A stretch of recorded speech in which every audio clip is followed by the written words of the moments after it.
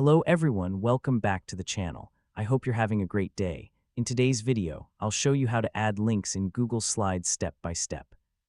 Adding links lets you connect your presentation to websites, other slides, or online resources, making your presentation more interactive. Let's get started. First, open Google Slides and open the presentation where you want to add a link. Now, select the text or image that you want to turn into a clickable link. Next, click the Insert menu at the top of the screen and choose Link. You can also click the link icon in the toolbar if it's available. A small dialog box will appear. Enter or paste the website URL you want to use. You can also search for a file or choose another slide in your presentation if needed. After entering the link, click Apply to save it. Your selected text or image is now linked. To check it, click on the link text and you'll see the attached link. During your presentation, simply click the link to open the connected web page or destination.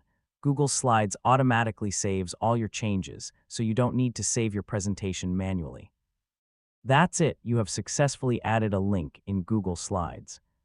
If you found this tutorial helpful, please give this video a like, subscribe to the channel, and turn on the notification bell for more easy-to-follow Google Slides tutorials.